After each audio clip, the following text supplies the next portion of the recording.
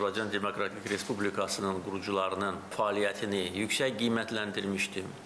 Bu doğrudan da dünya miqyasında ilk bir müsəlman aləmində respublika idi. Baxmayaraq ki, cəmi 2 il yaşadı. Ancaq eyni zamanda bu tariximizin qara səhifələrini də biz unutmamalıyıq, örtbasdır etməməliyik. O vaxt bu qərarı müxtəlif səbəblərlə izah etməyə çalışanlar da olub, bugün də var. Ancaq hesab edirəm ki, heç bir izahat qəbul edilən deyil, çünki ermənilər bu addımla kifayətlənməmişlər. 1920-ci ildə Sovet hökumətinin qərarı ilə və erməni millətçilərinin təkidi ilə digər bizim tarixi torpağımız Zəngəzur da Azərbaycandan ayrılıb və Ermənistana birləşdirildi və bu xalqımıza qarşı növbəti cinayət idi. Yəni görün, cəmi 2 il ərzində nə qədər böyük bəlalar gətirildi xalqımızın başına və əgər kimsə hesab edirdi ki, 1918-ci ildə İrəvanı Ermənistana verməklə biz hansısa daha böyük bəlalardan özümüzü sığortalamış ola bilərdik. Bax, Zəngəzurun Ermənistana verilməsi bir də onu göstərir ki, bu çox yanlış, səhv addım idi və dediyim kimi xəyanət idi. Solmaz Rüstəmova Tohidi yazır. Sosial şəbəkələr yenə ziyalı Cümhuriyyət tarixçiləri axtarışındadır. Dekabrın 24-də ölkə başçısı Qərbi Azərbaycan icmasının bir qrup nümayəndəsi ilə görüşündə bu icmanın və dövlətin itirilmiş torpaqlar mövzusuna toxunaraq bir daha İrəvanın və Zəngəzurun ermənilərə verilməsi məsələsini gündəmə gətirib və bu tarixi aktları xəyanət, cinayət kimi qiymətləndirib. Cəmiyyətdən, xüsusilə gənclər tərəfindən bu ağır ittihamlara dərhal reaksiya gəlib. Cümhuriyyət tarixinin bu səhifələrinə müraciət olunub. Müqayisələr edilib, eyni zamanda mənim də adım çəkilməklə bu dövr üzrə tarixçi mütəxəssislərin və ümumən özünü ziyalı bilən insanların məsələyə münasibət bildirməsi tələb edilib. Susanların ünvanına mövqesizlikdən tutmuş, daha xoşa gəlməz sözlər işlədilib. Cümhuriyyət tarixçisi həmkarlarımdan artıq bu gözləntilərə cavablar gəlməyə başlayıb. Həmin mövzuda yazılarının, məqalələrinin adları sadalanır, nəşr tarixi və sair göstərilir. Başa düşünəndir, amma bu yazımda məqsəd heç də saysız oxucularım qarşısında özümü və həmkarlarımı müdafiə etmək, yaxud həmin tarixi məsələləri yenidən müzakirəyə çıxarmaq deyil. Düşünürəm ki, Cümhuriyyət tarixçiləri öz peşə borclarını kifayət qədər yerinə yetiriblər. Belə ki, bu dövlətin tarixi bütövlükdə və ayrı-ayrı problemlər üzrə faktlar, sənədlər əsasında araşdırılıb, cild-cild kitablar yazılıb, geniş və ətraflı şərh edilib və tədqiqatlar indi də davam edir. Eləcə də Cümhuriyyət tarixi ilə bağlı bu və ya digər məsələlər mübahisə obyekti olanda tarixçi həmkarlarım daim öz mövqeyini ortaya qoyub. Hər hansı faktın, hadisənin qəsdən təhrif edilməsinə, konjunkturaya uyğun hallandırılmasına layiqli cavablar da verilib.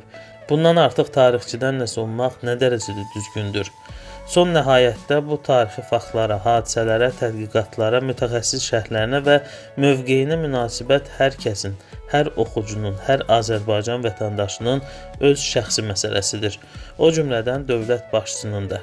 Bir siyasət adamı Azərbaycan dövlətçiliyinin üzləşdiyi müasir çağırışlara cavab verməyə məsul tarixi şəxsiyyət kimi yaxın keçmişimizlə bağlı bir sıra hadisələri və prosesləri qiymətləndirmək baxımından onun həmin tarixə öz nəzərləri və öz qiymətləri ola bilər. Bu haqqı danılmazdır. Yəqin ki, oxucularımın, xüsusilə gənc dostlarımın zənglərinə, müraciətlərinə, çoxlarının hətta dilə gətirməsə də gözlənilən sorğularına cavab verdim qənaəti ilə yazımı burada qurtara bilərdim.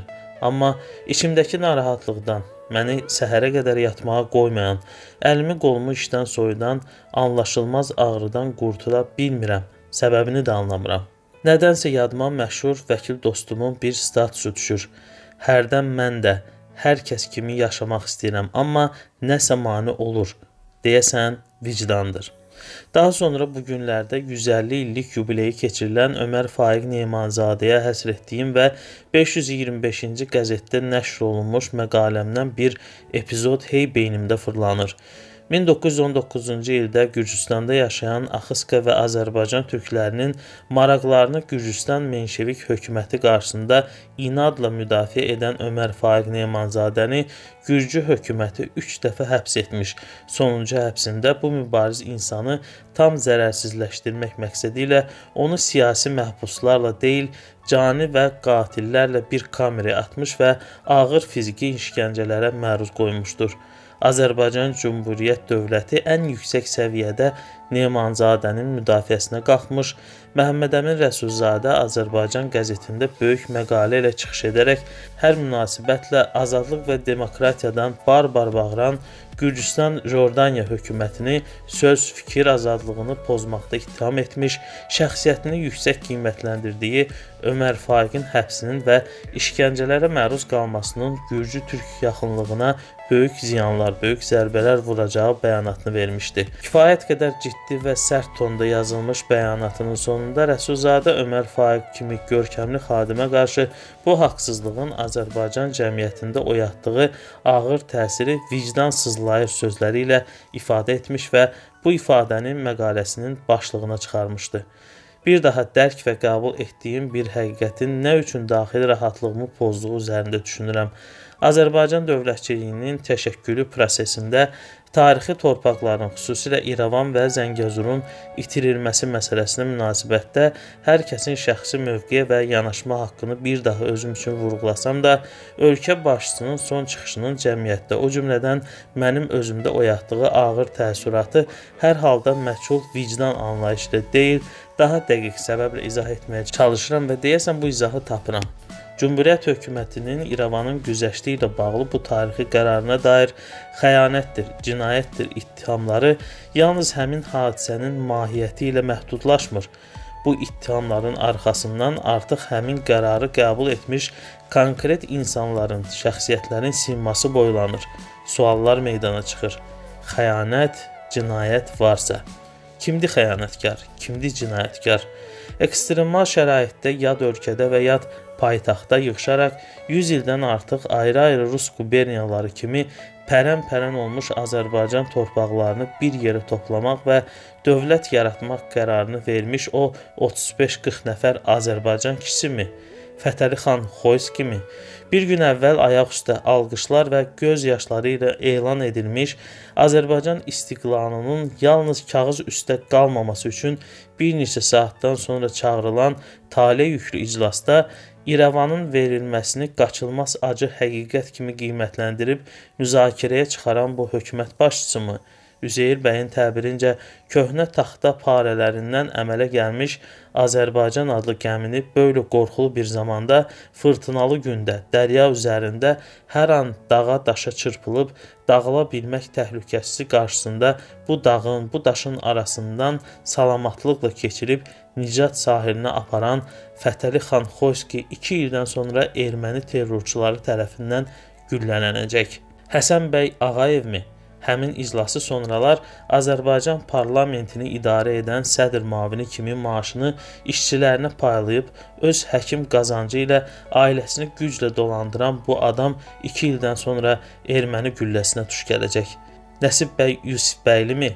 Batumda türk paşalarının Azərbaycan nümayəndə heyəti ilə danışıqlarda bir mənalı qoyduğu Bakının azadlığı İrəvandan keçir tələbini Tiflisə çatdıran, qapalı iclasda yaranmış vəziyyəti Milli Şura üzvlərinə izah edən, həyətinin sökülmüş hasarının bərpası üçün atasından borc istəyən baş nazirmi? Azərbaycan Cümhuriyyət hökumətinin nüfuzunu şəxsi nümunəsi ilə Amerika, Avropa nümayəndələri qarşısında təsdiq etmiş bu adam da 2 ildən sonra faciəli surətdə qətlə yetiriləcək. Məmməd Həsən Hacınski mi? Cümhuriyyət tarixinin ən görkəmli, fədakar, eyni zamanda ən faciəli xadimlərindən biri Türk ordusu Qafqaz Cəbhəsi komandanlığı ilə Batum danışıqlarının bütün ağırlığını öz çiyinlərində hiss etmiş. Cümhuriyyət hökumətində ən yüksək vəzifələr tutmuş bu adamın taleyi də faciəvi olacaq. İşğal ərəfəsində istiqlalçı məsləkdaşlarından fərqli etdiyi seçimin neçə illər sonra fəlakətli sonluğu qarşısında həyatını intiharla bitirəcək. Məhəmməd Əmin Rəsulzadəmi Batum danışıqlarında İrəvanın verilməsi ilə bağlı göstərdiyi inad qarşısında Türk paşalarının barmaqla hədələdiyi, üzünə qapı çırpdığı bütün xidmətlərindən savayı Cümhuriyyətin hələ yalnız Azərbaycan adlandırılması üçün təklikdə bütün İran dövləti və mətbuatı qarşısında duran bu adam ömrünün sonunadək bütün ailəsinin uzun illər təqibə və repressiyaya məruz qalması və nəhayətdə məhv edilməsi, anası, xanımı, 24 yaşlı oğlu, 2 qızı, 2 nəvəsi kimi bir dərdlə yaşayacaq ağır mühacirət həyatını bütünlükdə Azərbaycan savaşına həsr edəcək. İrəvanın güzəştə gedilməsinə razılıq vermiş digər iclas iştirakçılarının da adlarını və taleyini sadalamağa ehtiyac varmı? Nəriman Nərimanovmu? Yalnız öz şəxsi nüfuzu və Cümhuriyyət ordusunun 1920-ci il Qarabağ müharibəsində qələbəsi hesabına Dağlıq Qarabağın Azərbaycanın tərkibində saxlanılmasına güclə nail olmuş.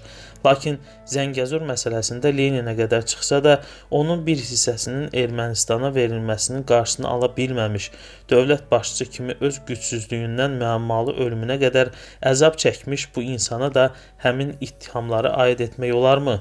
Suallar cavab üçün qoyulmayıb, bəlkə yalnız düşünmək üçün. Bu sətirləri yazmaqda məqsədim də Azərbaycan dövlətçiliyinin bu görkəmli qurucularına bəraət qazandırmaq deyil, onların heç birinin hər hansı bəraətə ehtiyacları yoxdur. Azərbaycan tarixini yaratmış bu böyük kişilər ən ağır bir dövr və şəraitdə vətən bildikləri ərazilərin və mənsub olduqları xalqın məsuliyyətini öz öhdələrinə götürəndə yəqin ki, hansı yükün altına girdiklərinin fərqinə vardılar və dövlət adamı kimi amalları və əməlləri ilə tarix qarşısında cavab verməli olacaqlarını da bilirdilər. Zaman gec-tez hər şeyi öz yerinə qoyur, hər kəsin tarixdə öz qiymətini verir. Bu da vurğulanmalıdır ki, 100 ildən artıq müddətdə nə bu şəxsiyyətlərin yaratdıqları dövlətlərdə yaşayan Azərbaycanlı nəsillərin, nə dəyişən siyasi rəhbərliklərin, nə də tarixini yazanların bu tarixi yaradanlara qarşı münasibəti heç vaxt bir mənalı olmayıb, ən müxtəlif səbəblərdən. Amma görünən və bugünkü reallıq da budur ki, hər hansı münasibətdən asılı olmayaraq onların qurduğu dövlət durur və yaşayır və bu dövlətin hər bir vətəndaşı, hər bir Azərbaycanlı onun keşməkeşli tarixinə bələd olduqca onun səhifələrindən öz dəyərlərinə uyğun qəhrəmanlarını seçir, qiymətləndirir və yaşadır. Bu yazımla da heç kəsə deyiləcək bir sözüm, fikrim yoxdur. Sadəcə özüm üçün yazdım. Rəsulzadənin təbirincə sızlayan vicdanımı sakitləşdirdim və indi durub gündəlik işlərimə davam edəcəyim. Solmaz Rüstəmova Tohidi. Şübhəsizdir ki, bir gün həqiqət parıldayacaq, azadlıq əsasını, Birləşmiş Millətlər prensipini və insan haqqlarını tutan tərəf qalib gələcəkdir. Bu qalibiyyət güneşi, qızıl istibdad zülmü altında inleyen əziz vətənimizdə 1918-28 Mayıs kimi yeniden doğacaktır. Buna qətiyyən şübhə etmeyiniz vətəndaşlar. Üç renkli istiklal bayrağını göçlerinde gezdiren buradaki vətən ailesi bizlerden, orada her cüre korku ve tezvik altında dertleri istiklal eşkiyle çırpınan azadlık ayrısı sizlere candan selamlar gönderir. 28 Mayıs istiklal kurbanlarının aziz ruhları huzurunda hürmetle eğilir ve her iki tarafı birleştiren milli büyük hasreti şairin beytiyle dile getiririm. Sen bizimsen, bizimsen, durdukça bedende can, yaşa, yaşa, çok yaşa, ey şanlı Azerbaycan.